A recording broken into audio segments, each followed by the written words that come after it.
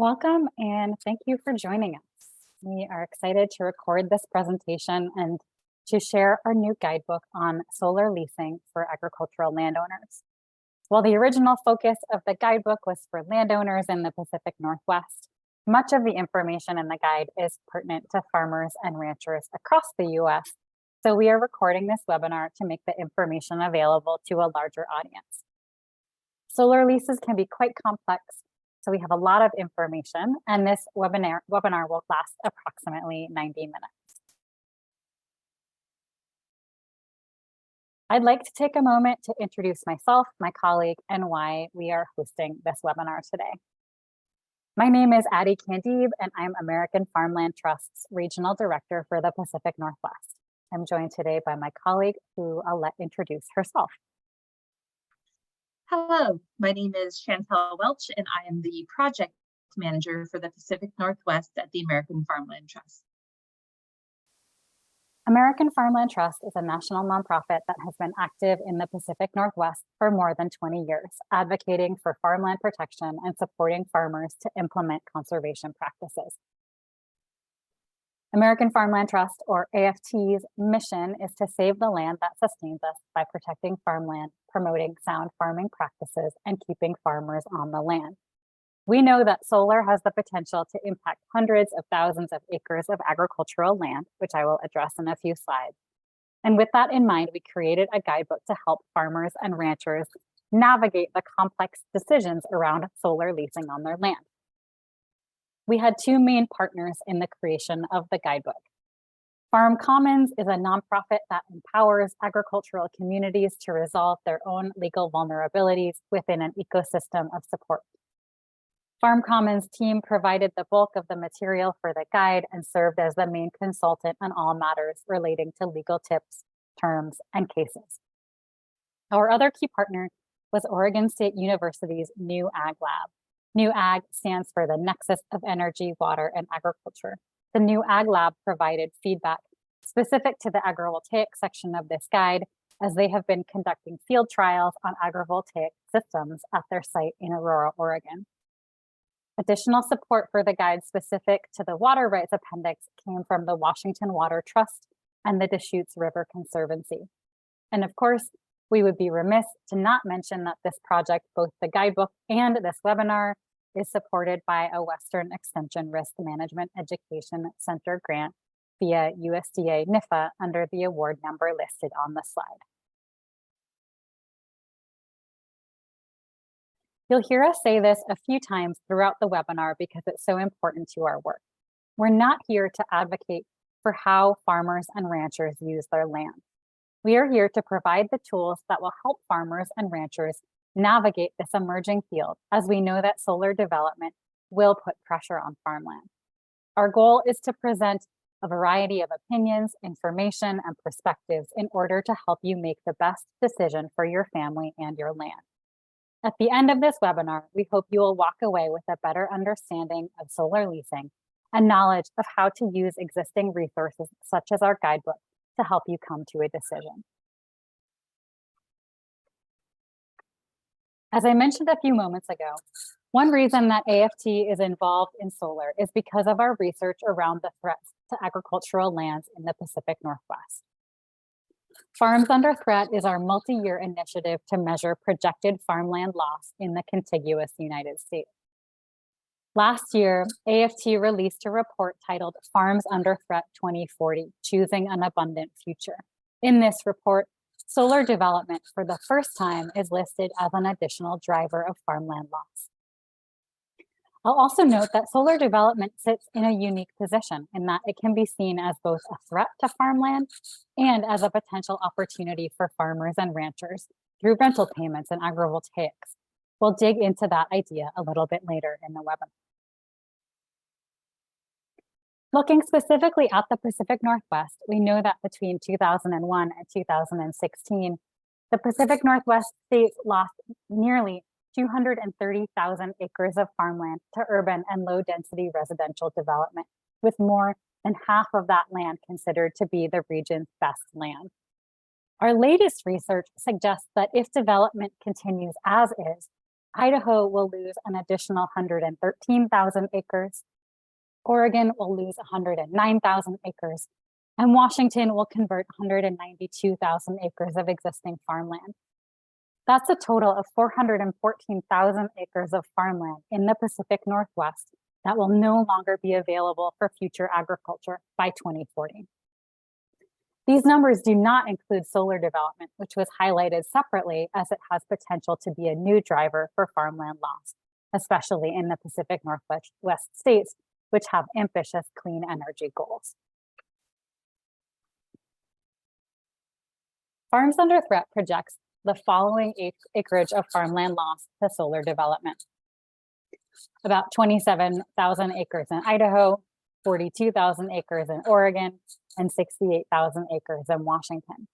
Based on what we know about the pace of solar development in this region, we actually think those are pretty conservative estimates. Either way, those numbers are in addition to what was shared on the previous slide, bringing the total potential farmland loss in this region to well over 500,000 acres. As noted earlier, for some lands, combining agriculture and solar may provide a means to mitigate farmland loss, and we'll cover that more extensively a little later on. The Department of Energy estimates that we need more than 10 million acres to scale up solar energy by 2050. And AFT projects that over 80% of that could be sited on agricultural lands. This growth will create opportunities, but it also threatens farmland, and the conflict between using land to grow food and using it to produce energy is already generating public backlash against renewable energy deployment overall. To address this, AFT has developed a set of guiding principles to support the need for solar development while balancing farmland protection. These principles are: 1, prioritize solar siting on buildings and land not well suited for farming. This means emphasizing solar energy development on rooftops, carports, irrigation ditches, brownfields, or other land not well suited for agriculture to help minimize the impacts of solar energy on our nation's best agricultural land and farm businesses. 2, safeguard the ability for land to be used for agriculture. This means if solar energy is developed on farmland or ranch land, policies and practices should protect soil health, especially during construction and decommissioning, to ensure opportunities for farming in the future. 3, grow agrivoltaics for agricultural production and solar energy. We believe agriculture and solar energy can coexist if appropriate planning is undertaken. Agrivoltaic projects sustain farming production underneath solar panels and or between rows of solar panels throughout the life of the project. 4, promote equity and farm viability. We believe farmers and underserved communities should benefit from solar energy development. There must be inclusive stakeholder engagement to ensure projects strengthen farm viability and reflect farmer interests, including underserved producers who face barriers to accessing land and other resources. Hopefully that background has given you context for what our priorities are, why we're focused on solar energy, and why we chose to create this guidebook. If you're following along with the guidebook as we present, please note that the color at the bottom of the slide, in this case light blue, corresponds with the section colors in the guide. Additionally, the information presented will follow the layout of the guidebook, so you can easily use your notes to move through the guide and revisit the information covered in this webinar. A few additional tips in utilizing the guidebook, both for those following along with our presentation and for when you revisit the guide in the future. The guide is divided into 3 sections and with an appendix, and we'll go over those sections in more detail on the next slide. The table of contents is hyperlinked.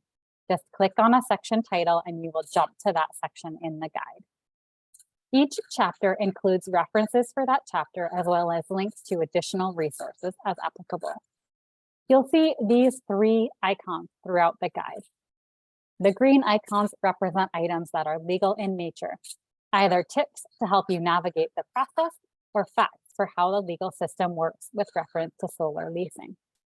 An example of a legal tip might be a note highlighting the importance of establishing which of your acres are in or out of the rental payment equation and explaining why it is important. An example of a legal fact might be a chart of each state's agricultural tax incentive program. The blue icons are for reflection exercises designed to help you think through your on-farm choices.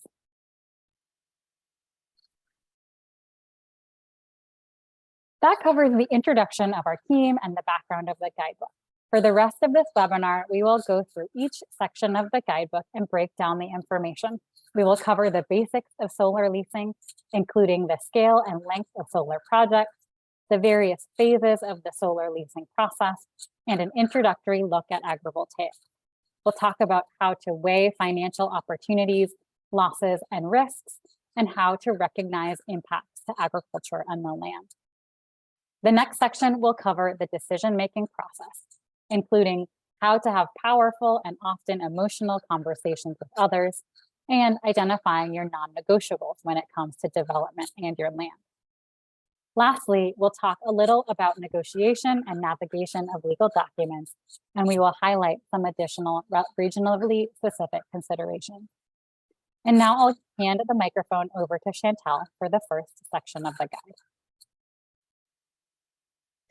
Thank you, Addie. For the next bit of time, I'll guide us through the following sections. We'll talk about scale and length. We'll go through the phases of the solar leasing process and talk about key details for each phase. We'll take a look at agrivoltaics. We'll go through weighing financial opportunities, losses, and risks. And finally, we'll discuss recognizing impacts to agriculture and the land. Before we get started, I'm going to play a short video where a farmer from the southern US talks about his decision to convert part of his land to solar. Note the considerations that he brings up, as we'll revisit those questions and concerns throughout the workshop.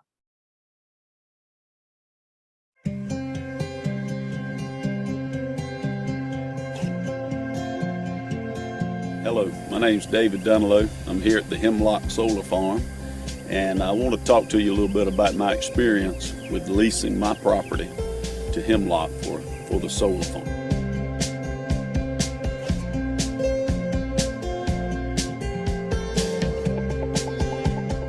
Before I was introduced to Hemlock Solar Company, we farmed this land. We grew cotton, peanuts, and soybeans, and we purchased a farm maybe 15 years ago, so and kind of had a little sentimental value of attached to the land and the farming that we did. The farming is a family business. We probably worked somewhere around 4,500 to 5,000 acres of land, and we don't own all that land. Most of it is rented from other families. Our property we own maybe 600-700 acres. So with that being said, you know, we had to really look at it. Do we want to turn our family farmland into a solar farm? So, but we did, and so far it's been good. Well, it was sort of a long process, and I think we were one of the first ones, if not the first, to go with GeneX and start this project. So it took a little longer than normal. And since then, we've done a couple other projects which moved along pretty quick. But this one, it took maybe even up to a year. But one of the concerns I had was the land being productive and getting some income out of it. So they were kind enough, as we negotiated, so all right, what we're going to do is pay you your farm rent just like you were farming it until the solar farm is up and running, and then it turned over into a solar lease. I'm not sure how they actually got my name or located the property, but they actually was a phone call and asked would I be interested. And you know, my initial response was certainly I'll listen and I'll talk, and we'll start there. But we investigated, looked into it, and decided to give it a try. And so far, up to now, it's turned out really well. It's done good for us. That was always in the back of my mind. I'm providing food and fiber for the country. And, you know, I hate to stop that land from producing that. But then when I looked at it, it's clean solar energy. And so after we thought about it and went around and around with that, we decided that, you know, we would be willing to put a solar farm on our property. Because when I work all day long producing food and fiber, I like that. But when I go home at night, I like to have a cool house and a hot shower, so I have to have electricity too. So I think there's a balance between, would I do every farm I have solar farm? No. I think there's a balance there. It's sort of like Dad taught me, don't put all your eggs in one basket. So if we have a bad farming crop, you know, the solar farm is still there, you know, and so that's sort of the way we looked at it. We've been doing this project now, I think 5 or 6 years, and you know, I've been looking for negative effects and haven't found any. One of the benefits, may not mean a lot to many people, but I mean, it's with the area fenced in, and we see tons of rabbits, and the only thing I can come from is that the rabbits get in away from the predators, and they just, I mean, it's tons of rabbits, which is good, I guess. So anyway, that's been a good thing. And well, I know, talking about long term, I was a little bit concerned about how much construction was going to be on my farm. You know, because at the end of the lease, they're going to turn it back over, the land back over to me. And then, I don't know that I'll be around, but maybe my children or grandchildren would be able to farm it.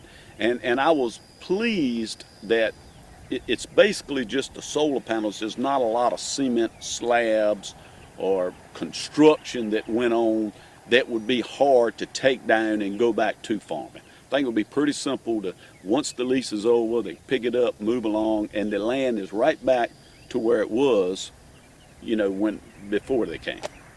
One of the short term that I found out, I mean, the land is here, the grass is growing, it's the soil's being protected, you know, it's not like it's asphalt and gravel everywhere. It's pretty much in the state it was when we were farming it. We're just not farming it.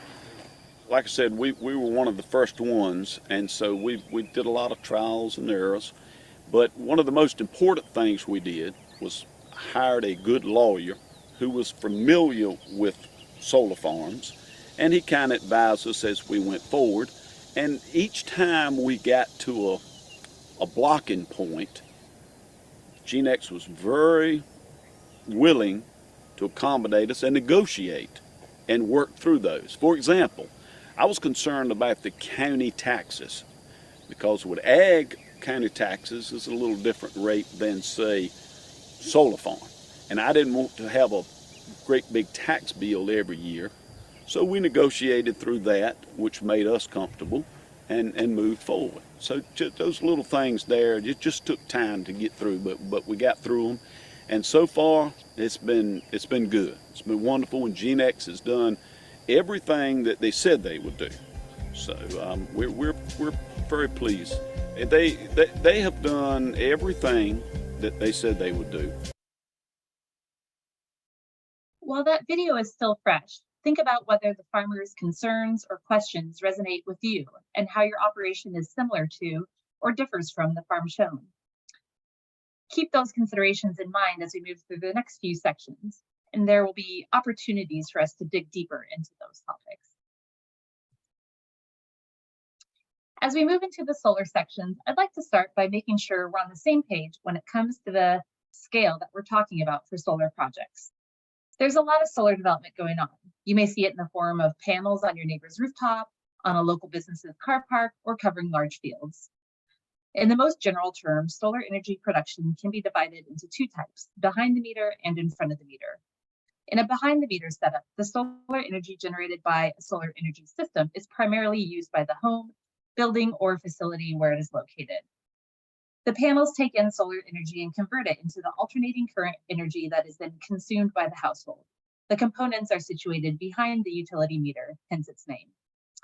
Behind-the-meter systems are typically small in scale, including rooftop or small-scale arrays on residential or commercial properties, or on panels on farms that generate the farm's energy needs. Switching focus to in front of the meter, solar energy generated from an in front of the meter system feeds directly into the power grid and is distributed to a utility's ratepayers.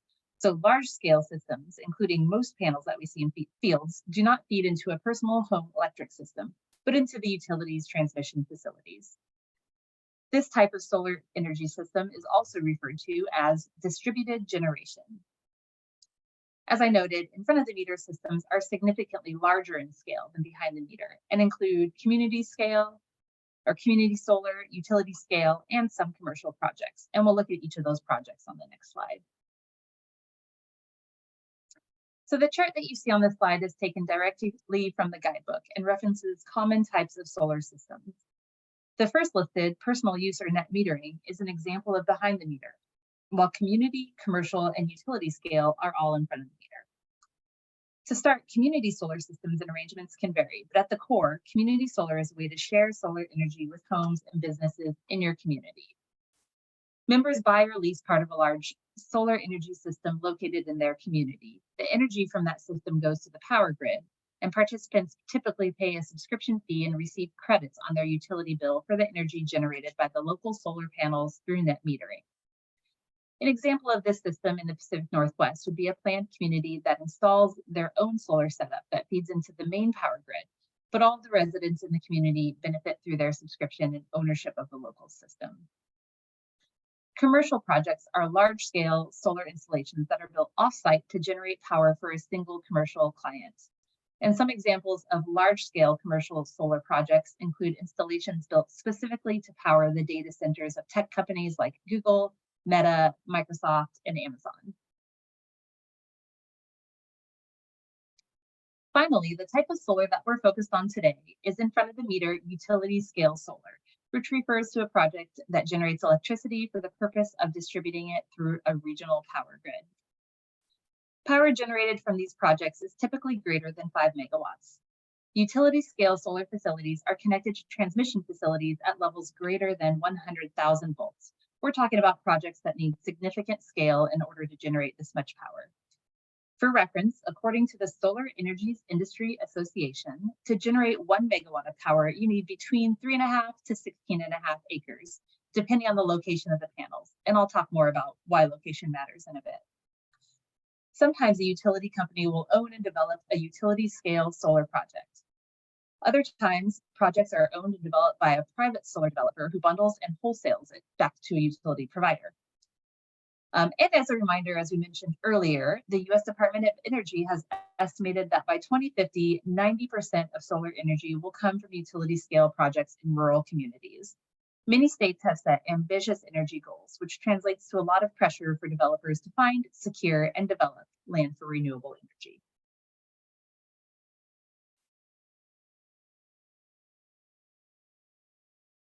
Before we talk about phases, I just want to note that solar leases generally last between 25 to 30 years, but they can last upwards of 40. As technologies advance, we may see an increase in the length of a lease, and I'll break down the phases of a solar lease over the next few slides. The first phase of the solar leasing process is siting. During this phase, the developer will identify properties, contact the landowners, and often enter into a letter of intent with the landowner. As developers look at a region, some of the siting considerations they will consider include whether the properties in question have sufficient sunlight. Sunlight is determined by a number of factors, including whether the land is flat or hilly, treed or open, and by using the global horizontal irradiance measure. I won't get into that measurement today, but we have linked the database in the guidebook so you can see the specific rating for your area. Developers also want to know the proximity of the land in question to the local power grid. Power generated by the solar panels needs to get from the field to the utility company, and proximity to local power stations is key. I mentioned this a little bit already, but the physical qualities of land are important also to minimize the need for construction and alteration of the land.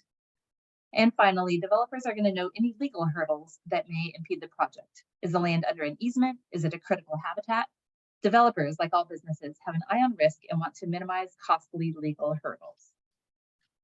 Those are some siting examples that show you the pre-work being done on the developer side, generally before they approach the landowner.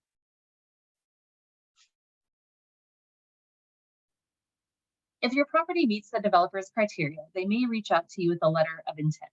Here's where our partners at Farm Commons have suggested the following tip. It is strongly recommended that you ask an attorney to review the letter of intent before you sign.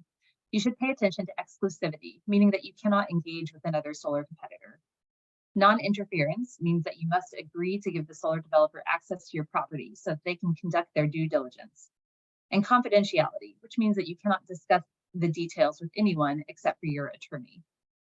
Once you sign an LOI, you are obligated to comply with it, so it's important to review the document fully and to get legal support in interpreting the obligations. Another legal tip to remember right from the start is to get everything in writing. Having things in writing helps, as words spoken in person or over the phone can be misinterpreted or even inaccurate. A best practice is to clarify any spoken conversations in writing through an email conversation or even a written agreement. As soon as the meeting ends, while the details are still fresh, capture them in an email and send them back to the person you met with so that they can confirm the details in question. The next phase is the development or option phase. This phase can last 2 to 5 years, depending on the complexity and scale of the project. At this point, you will be asked to sign an option to lease agreement, which commits landowners to a solar lease agreement if the property is suitable and the project meets all contingencies. The option agreement goes a huge step further than a letter of intent. Generally, once a landowner signs the option to lease agreement, they cannot back out of the project. The option provided is for the developer to choose whether to enter the lease, not the landowner. During the option phase, the solar developer further conducts due diligence on the land to ensure the project is feasible. The solar developer will determine precisely where they would like to put the solar installation, which is also referred to as the solar footprint. The developer will engage in the regulatory process to secure any required permits, try to enter into a power purchase agreement with the utility company, as well as securing any additional financing needed. If the due diligence is positive, financing is secured, and permits are approved, the landowner is legally obligated to enter the solar lease. And remember, under any circumstance, the solar developer can back out during this phase. Note that the solar developer will provide compensation to the landowner for the option phase. This could be in the form of a lump sum payment when the option agreement is signed, or it could be an annual payment per acre for the duration of the option period. During this phase, the solar developer may allow a landowner to continue to use the land for farming, whether for crop production or grazing. However, the landowner will be required to provide access to the land. You'll need to think through how this interaction will work based on your current farming or ranching operation, and to clarify all of your needs in writing. Next, we'll move on to the construction phase. If the solar developer decides to proceed with the project, once financing and permits are secured, the solar lease will officially go into effect. This is commonly referred to as exercising the option. At this point, the landowner will begin receiving rent payments. Some leases separate the development or construction period from the operational phase, which we'll talk about next, providing different amounts for each. Often the landowner will receive a reduced payment during the construction phase. Depending on the size of the project, construction can take anywhere from 6 months to 3 or more years. The site will become a major construction zone with heavy and loud equipment during construction. Landowners can expect grading, soil erosion, soil compaction, and noise, the scale of which will vary based on your current property's qualities. Fences will be installed around the perimeter of the solar footprint. And we'll talk more about this later, but one thing to note about the construction phase is whether you have close neighbors who could be affected by the sudden increase in noise and traffic, and how you can speak with them early on in your decision-making process to avoid future conflicts. The fourth phase of the solar lease is, you guessed it, the operational phase.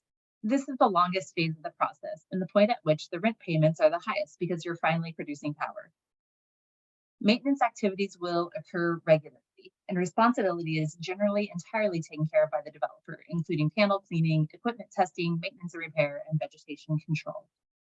Depending on the arrangement, vegetation control could include spraying herbicides and intensive mowing. Some projects, including one in Washington State, have incorporated sheep grazing, sometimes referred to as solar grazing, into their operations, and others have established pollinator-friendly habitats to maintain vegetation underneath the panels. We discuss more about these alternative options when we talk about agrivoltaics. It's worth noting, again, that if you want to pursue agrivoltaics, pollinator habitats, solar grazing, or any other specific operations, you must have this conversation with the developer prior to signing the option to lease. Another thing to note is that the solar lease will likely allow the developer to extend the lease for an additional time. The renewal provisions are usually automatic, meaning that as long as the solar developer provides the landowner notification by a certain time, the lease will automatically renew. Ultimately, the lifetime of the solar panels and infrastructure determine the time frame, which will depend on wear and tear, technologies for updates, and possibilities for the reinstallation of panels. The last phase of a solar leasing project is the decommissioning phase, which comes at the end of the lease, generally 25 to 35 years after the lease started. The solar lease often includes a cleanup period, giving the solar developer a specified period to remove the equipment and restore the land. The time allotted is usually around 12 months, depending on the project size. And that's all I'll say for now about decommissioning, as we'll come back to this topic when we move into the section on recognizing impacts to agriculture and the land. To recap what we just covered, before you sign anything, you should be aware of how the lease will affect your land, your current operation, and any plans for future operations. A lawyer can help you interpret both the LOI and the option agreement and can make sure that you are protected in each. Take your time in reading and understanding the lease, as this is not a contract that can be easily broken.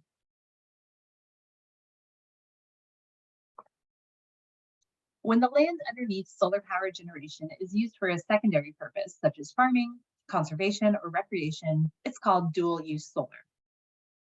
Agrivoltaics is a type of dual use where land is simultaneously used for power generation and agriculture. In other words, it's when solar arrays and active farming are located in the same area. Excuse me. Agrivoltaic systems have potential to ease tension between the push for solar development and the displacement of agricultural lands. Rather than converting farm or rangeland entirely to solar, agrivoltaic systems allow landowners to continue using the land beneath solar arrays to raise livestock, cultivate crops, and establish pollinator-friendly habitats. Agrivoltaic systems have potential to keep the land in farming while contributing to renewable energy production and providing an additional revenue stream for agricultural landowners. In this way, agrivoltaics could help address many current concerns, whether it be transitioning to renewable energy, mitigating climate change impacts, growing sufficient and sustainable food, managing scarce water resources, or cultivating financial resilience for your farm operations. In Oregon, researchers are looking at the potential benefits of agrivoltaics as, in the words of researcher Chad Higgins, a four-way win for farmers. We'll watch a short video and then talk about the scale of their operation versus what your operation looks like.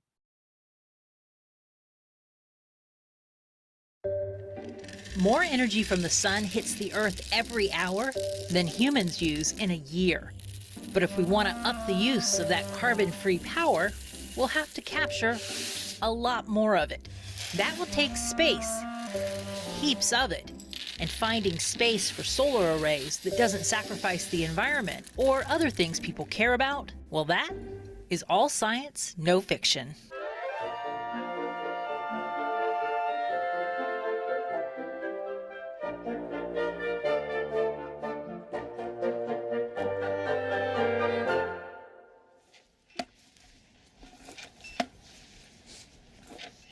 Every few weeks, Oregon State grad student Alyssa Andrew takes a stroll through the solar array. This is a plate meter, so we basically just go. It gives her the height of the grass. You want like about 30 measurements per plot. The ground cover is a mix of grasses, clover, and other plants that provide a delicious lunch for the solar array's current residents. It's usually one of them will come up and either the other ones will follow or they'll just stare like, I kind of want pets, but also I don't know if I trust you.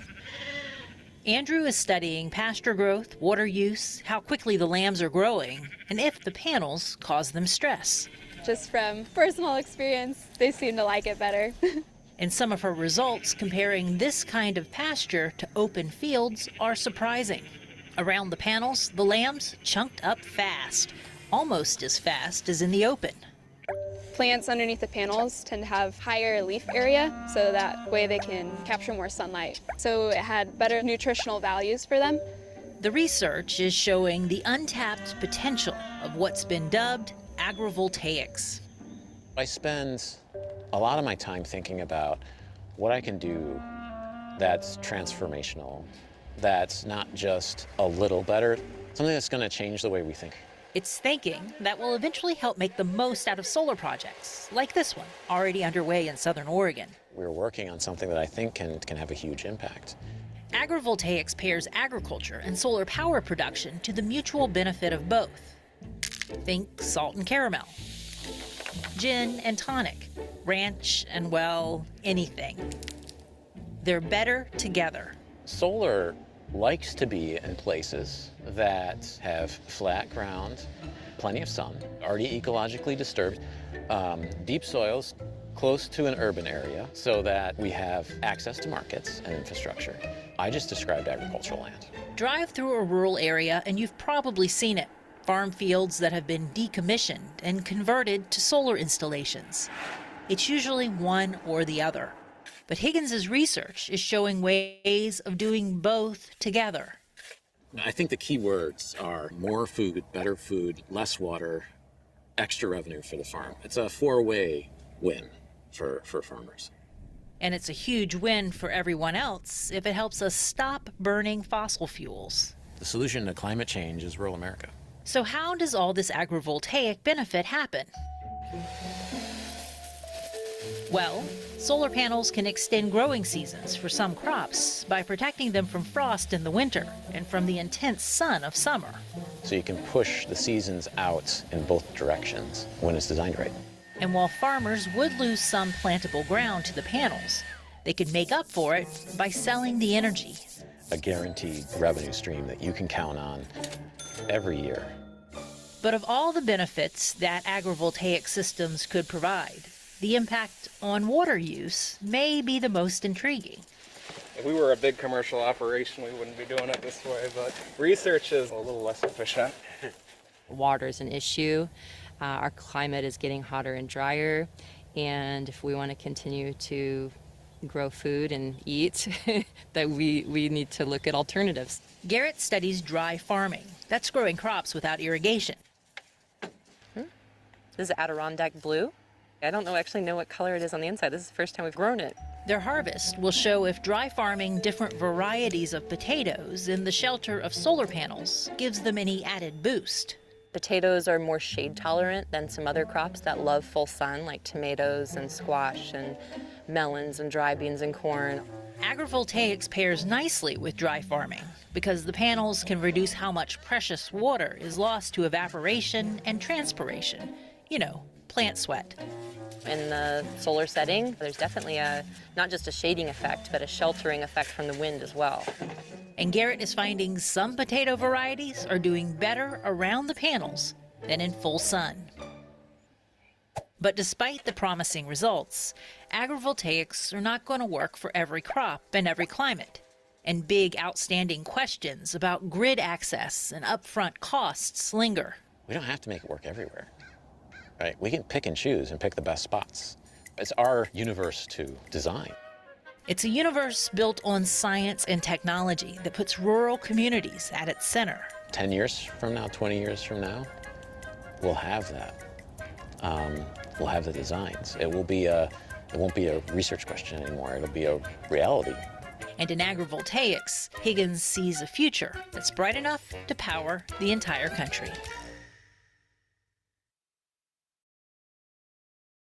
So that was a video that focused mainly on the potential benefits of solar and agriculture. And some things that you can think through is how does your operation compare to the scale and the varieties discussed in that video? And what are your impressions? You can make a few notes and we'll revisit those later on.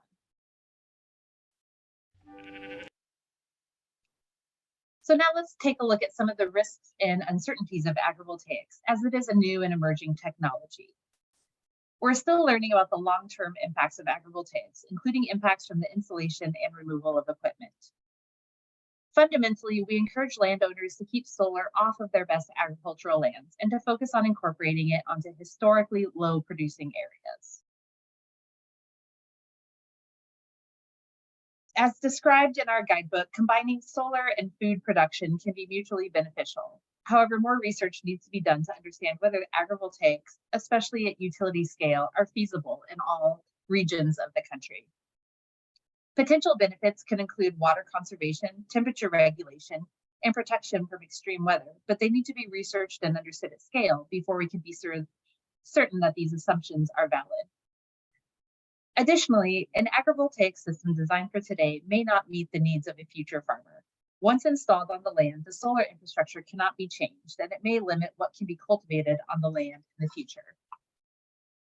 Agrivoltaics is an emerging practice that is gaining interest throughout the world. The concept is just beginning to be integrated with utility scale solar projects.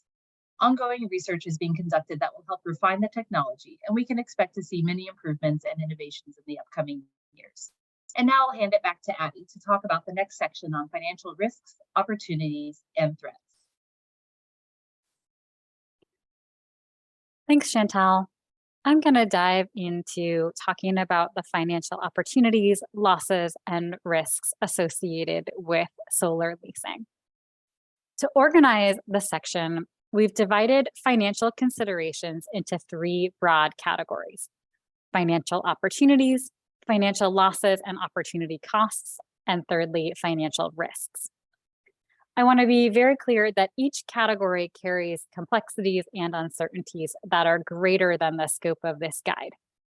We recommend that you consult a trusted financial professional to assist you in evaluating relevant financial issues. That may be an accountant, a tax professional, a financial advisor, an insurance agent, attorney, or extension agent. It's up to you to determine who you would like to speak to about your financial matters. To start, let's look at some of the potential financial benefits of solar leases.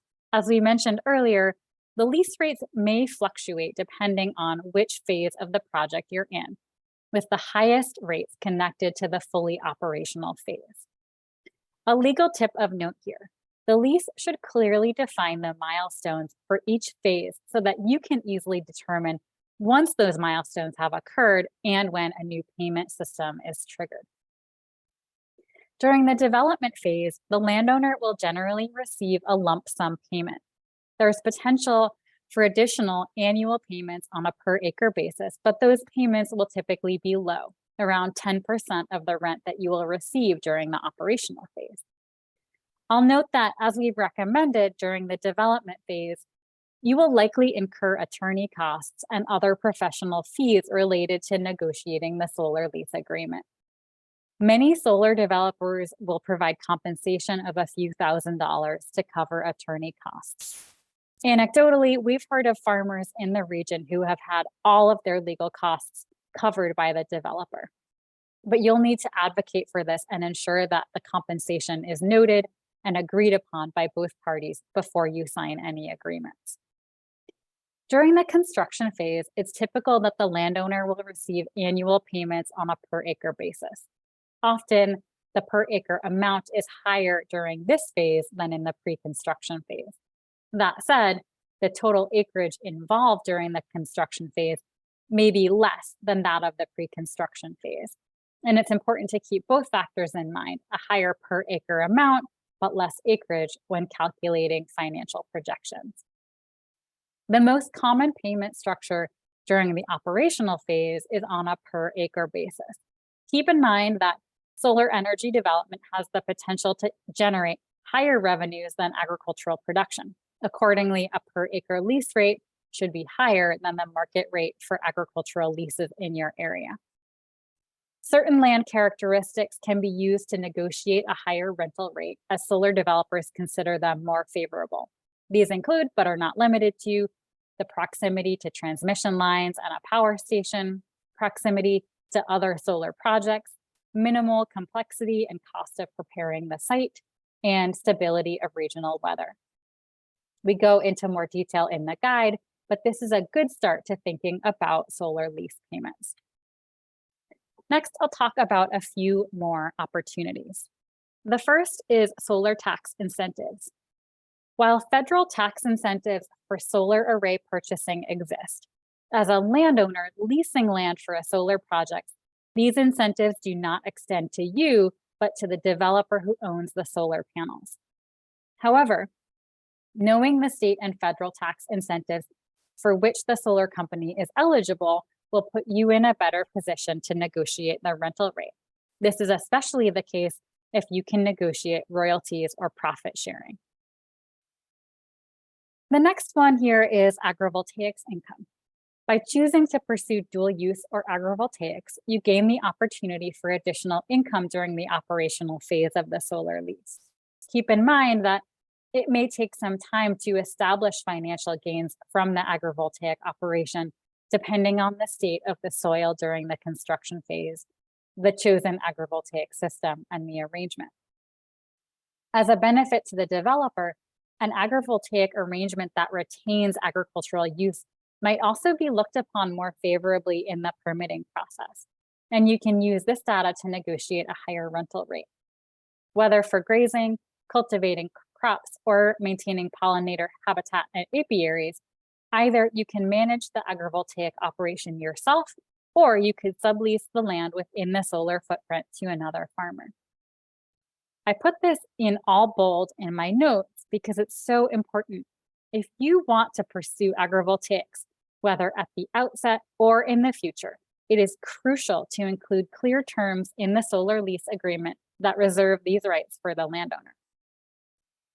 Ultimately, the financial upside from agrivoltaics will depend on several factors, including the chosen agrivoltaic system, the operation's size and success, and the arrangement. You may want to contact Oregon State University Extension or another research institute piloting agrivoltaic projects to better understand appropriate financial projections. Finally, I'll talk about water rights transfers. As you all know, water rights can be complex, controversial, and often fluctuating. I am not going to get into the weeds of water rights, as additionally, they vary by state and by irrigation district, and we don't have enough time to go down all of those paths. I will note that there is an appendix in the back of the guidebook written in collaboration with the Washington Water Trust and the Deschutes River Conservancy that gets into more detail for state and irrigation district specific programs. All that to say, if you do convert some or all of your land to solar, you may have excess water rights. This is particularly true if you take your land out of agricultural production altogether. If you do hope to return your land back to agricultural production after your solar lease, it is crucial that you retain the right to reclaim those water rights in the future by placing them in temporary donation with a trust. If your land is located in a critical habitat zone, you may be eligible for payments for temporarily donated water that supports that critical habitat. Again, please contact your local irrigation district or state water trust for more details. Now I'll switch from talking about opportunities to losses and opportunity costs. We'll start with the potential for increased property taxes. Idaho, Oregon, and Washington each have a property tax assessment program for commercial agricultural land, which allows ag land to be assessed at a lower tax rate as a way to support local farm businesses. Leasing all or even part of your ag land for solar may remove that land from the agricultural property tax assessment. Taxes for ag land in one of these programs are typically thousands of dollars less than the regular tax rate. Depending on state rules, you must pay back taxes for 5 to 10 years when your land is disqualified from the program. You might also be responsible for interest or penalties. I'm showing this chart just to note that it is included in the guide and has specific information on each Pacific Northwest state's disqualification policies and eligibility requirements. Keep this potential ineligibility in mind when you are thinking through long-term financial projections for a solar lease.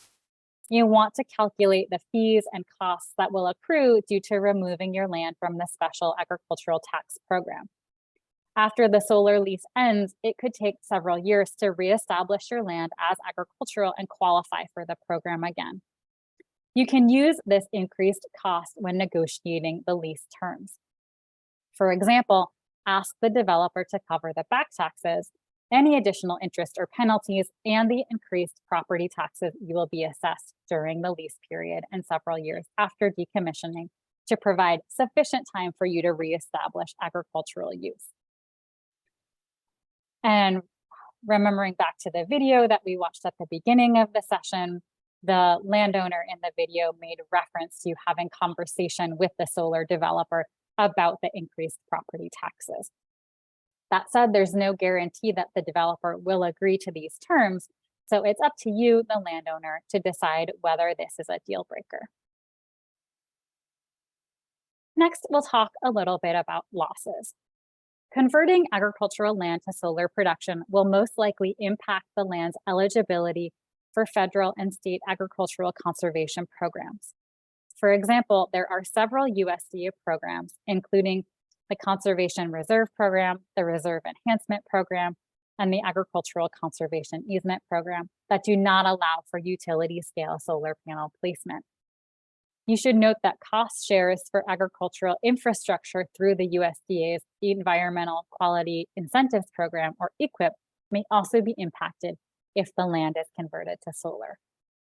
You may lose your eligibility, forfeit future payments, have to return past payments, and pay a fee for early termination if you violate the terms of these programs.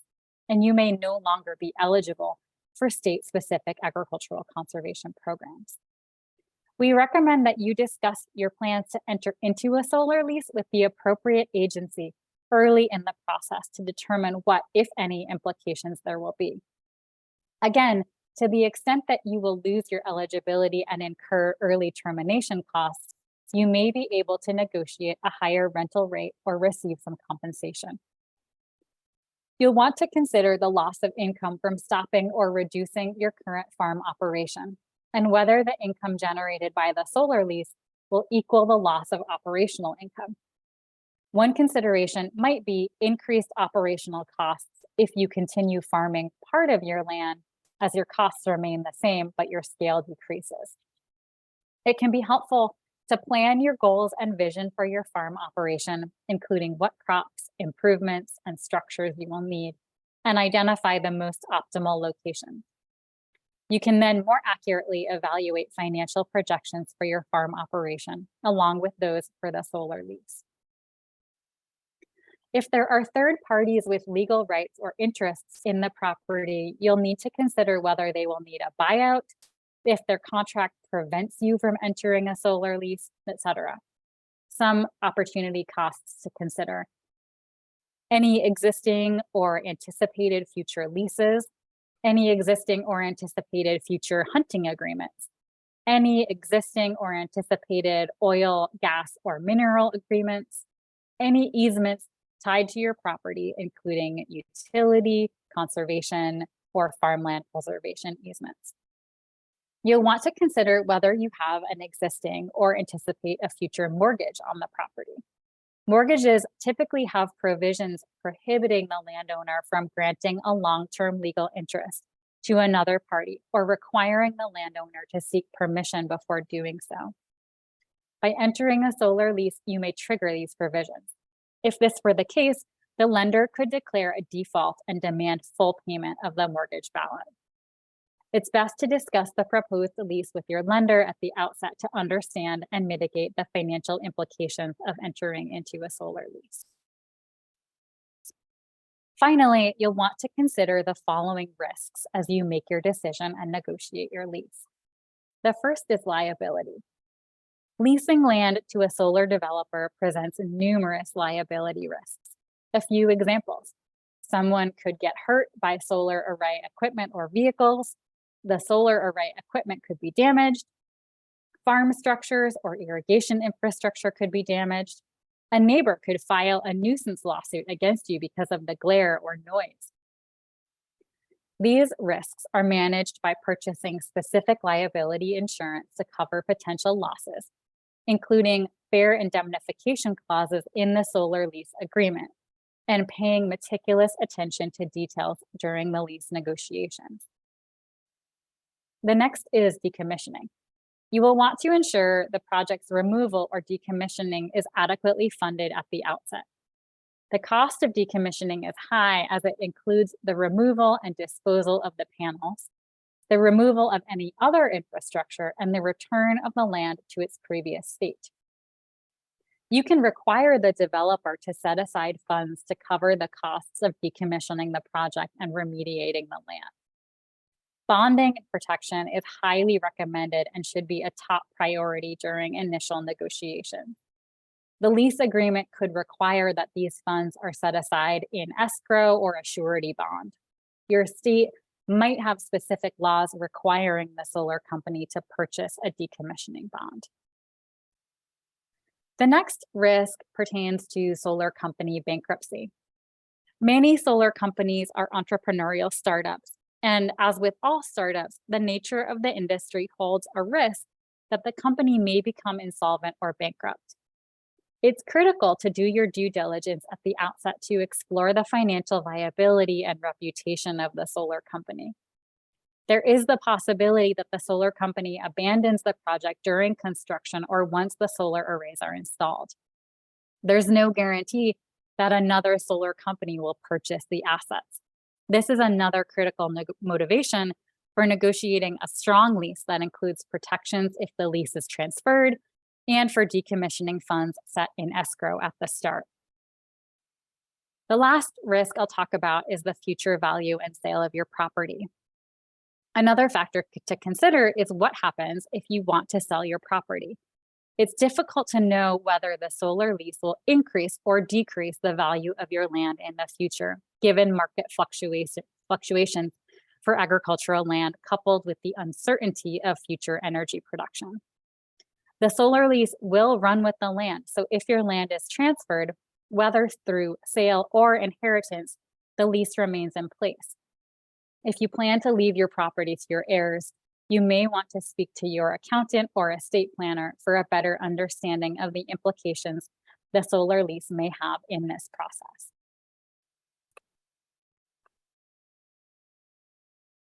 When we talk about recognizing impacts to agriculture and the land, there are a lot of factors and motivations behind the decision to enter a solar lease. There's no way to cover them all today. But first, we invite you to consider the impacts that a solar project on your land could have on your community and the surrounding landscape. Then we'll dive into the specific impacts to your land that you may want to consider. First, let's talk about the potential impact on agriculture and the local economy and communities. Solar production is land intensive. Per megawatt, solar projects require more land than coal, nuclear, or natural gas production. As we noted earlier, farmland faces many threats from development, including from solar. While each development in and of itself may not seem significant, if enough agricultural land is converted to solar development, it may begin to impact the viability of agriculture in the region. Communities require a critical mass of farms and farmers to sustain agricultural suppliers, markets, processors, storage facilities, and other industry infrastructure. As more land transitions out of agriculture, the demand for these supportive services erodes. Yet as those supportive services go out of business or consolidate, it's more difficult for remaining businesses to continue operations. So it's important for you as a landowner to contemplate how your decision whether or not to lease your land for solar fits into a larger pattern on the landscape. There are also the specific impacts to your land that you need to consider. These can include deep soil disturbance, loss of topsoil, erosion, and depletion of soil health over the long term, the impact of operation and maintenance activities, including chemical spraying and mowing, the impacts on wildlife. In the video we saw at the beginning of the webinar, the solar array has a very large fence around it. If your land is a wildlife corridor, the required fencing could interrupt that corridor. Disturbance from decommissioning and site reclamation. And lastly, things like glare and dust and traffic and noise and impacts to the viewshed, all things that might impact your neighbors. These impacts will all vary depending on your location, solar setup, the climate, and more. But it's important to take note of these and to plan for the ones that you can mitigate and or prevent through your lease agreement. It's also important to note whether any of these impacts are deal breakers for you and to be clear from the start of the negotiation. Again, putting everything in writing. Now, I'll pass it back over to Chantal to talk about the decision-making process. Thank you, Addie. In the next section of the workbook, we'll cover two key parts of the decision-making process: having powerful conversations with others who have connections to the land, and how to identify your non-negotiables. If you're following along in the guide, we are now on page 52. Before we get started on this section, which is about having powerful conversations with others who have connections to your land, it's crucial that if you have already signed a legal agreement with a solar developer, do not start these conversations.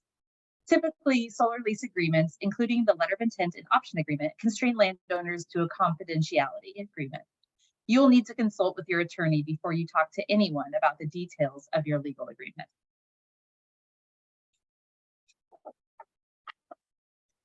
The first step in this process is to reflect upon your vision for your land. By taking the time to think about your plans for your land, both now and in the future, you'll be in a better place to clearly articulate your values and needs for the land. You will also, through this process, identify others involved who might have important insights to consider. You'll want to think about the land now, how it's used and how it functions. You'll also want to think into the future. What is your long-term vision for the property, including how it's run and how it interacts with nature? How a lease will interact with future stewards of the property? These are just a few examples of the questions you'll consider as you think through your vision.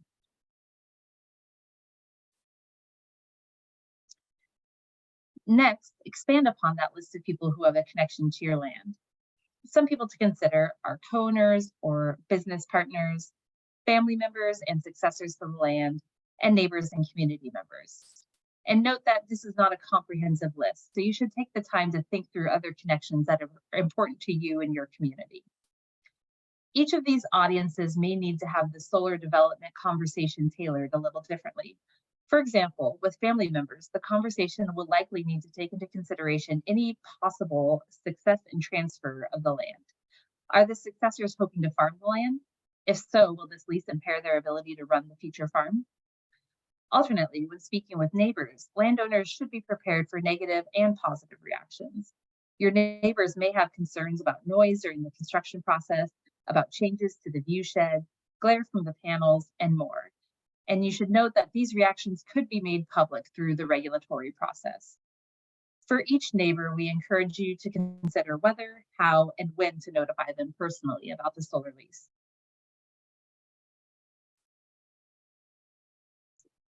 I think we can all agree that it can be hard to have these types of conversations, especially as you're anticipating that your partners, family, or neighbors may not be on the same page as you when it comes to solar development.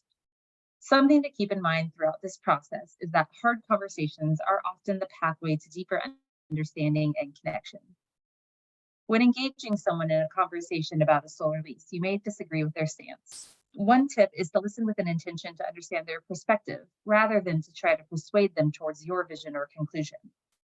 A helpful question to remember while listening to what they have to say is, what can I learn from their perspective? And at this point in the workshop, we're at the end of the decision-making process. So assume that you've gotten this far. Your land is considered viable and it's sought after for a solar installation. And now you have the power to decide. Do you begin negotiating a solar lease? And under what circumstances will you refuse to sign an agreement? To help you determine your hardline non-negotiable points, begin making a list of issues that matter to you most. The guide contains a list on page 56 that you can use to get started, but don't let it limit you. Remember that only you can decide whether a solar lease works for you and your short and long-term plans for your land. And now I'll hand it back to Addie, who will walk you through negotiation strategies. Thanks, Chantel. The last section of the guide focuses on negotiating the solar lease process, both through navigating the complex legal documents and in negotiating with power itself. We're not going to go through the legal documents section in detail, as this piece is really only applicable to those who are moving ahead with a solar lease. I will once again recommend that you connect with an attorney before signing any legal documents or paperwork provided by a solar developer or any developer. If you need help finding a lawyer, try starting with the Idaho, Oregon, or Washington Bar Association. Many of these bar associations have websites that enable you to search for attorneys by county and by area of specialty or focus. Depending on where you live, your county might have a local bar association, like the Klickitat-Skamania Bar Association. And when in doubt, you can always pick up the phone and give your local bar association a call and see if they have any recommendations for you. Next, let's talk a little bit about negotiating with power. What does it look like to prepare to enter into negotiations with a solar developer? First of all, we encourage you to do your homework, starting with this guide. We'll talk about owning your own power, planning the conversation, working together as a family, and lastly, handling conflict. What do we mean when we say own your own power? What we mean here is thinking about what do you bring to the table in these negotiations. This can include your assets, the land that you have that may be sought after by the solar developer, but it can also mean your skills, your ability to communicate, your ability to advocate for yourself. And it can also include your social capital. You may have good relationships with your neighbors and with other landowners that would be of benefit to the solar developer. So go ahead and sit down and make a list of the things that you bring to the table, and then ask yourself, how do these things give you leverage in your negotiations? How can you use these to your advantage? Next, we'll talk about planning the conversation. It is totally okay to ask to meet at a location that feels neutral to you. You may not want to go to the solar developer's office for fear that you might feel like you're on unequal footing. So it's okay to ask to meet at a place like a local coffee shop or a library meeting room or your local extension offices. It's okay to bring a support person with you. You might want to bring your attorney or a family member, someone who can help you make decisions in the moment. But you may want to let the developer know beforehand so they're not caught off guard when you show up with someone else. It's also okay to ask for a neutral person to facilitate the conversation. And our USDA state ag mediation programs can be a great resource for this. And then it's also helpful to develop an agenda ahead of time. And you can use some of the reflection exercises in this guide to help you develop the agenda of the things that you want to make sure you talk about. This way, by writing it down ahead of time, you don't forget to address something that's really important to you. If you are working together as a family, it may take time and multiple family conversations to clarify your group's needs and goals. You may want to consider asking for outside facilitation support if it feels really challenging to get those conversations going on your own. And again, your local ag mediation program can be a really good resource for that kind of facilitation support. The reason that these conversations beforehand is really important is that reaching consensus on the non-negotiables is key. You need your family members to be on the same page about what you're asking for from the solar developer. Once you've had those conversations, choose 1 or 2 representatives to take the lead in working with the developer, and that will make your negotiations more efficient. So what happens if you run into conflict during this process? The first is to get curious about the developer's perspective, asking questions like, can you help me understand why that's important to you? Or can you tell me more about what you're hoping for? Those kinds of questions can help you to understand the developer's needs in the situation. The next suggestion is to get creative. Don't be afraid to make out-of-the-box suggestions that might help get everyone's needs met.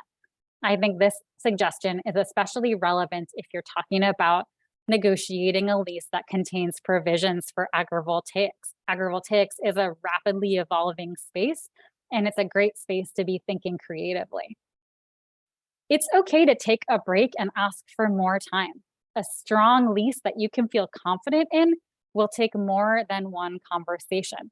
You're also going to want to consult your attorney before signing the lease. So it's okay to ask for a break and ask for more time to have that consultation. The most important thing is don't sign before you're ready, and don't let anyone pressure you into signing before you feel ready. We've provided a lot of dense information in this webinar. At the end of the day, we hope that we have conveyed that the decision whether to enter a solar lease carries significant implications for decades into the future. The solar energy industry is rapidly evolving. We encourage you to keep up with information, including this guidebook as it is updated and as technologies change. You may want to revisit your decision in the future, and then you'll want to have the most up-to-date information on hand as you go through the steps.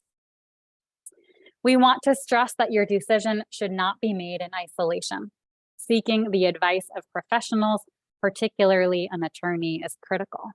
Having the hard conversations now will set you, your farm, and your family up for future success.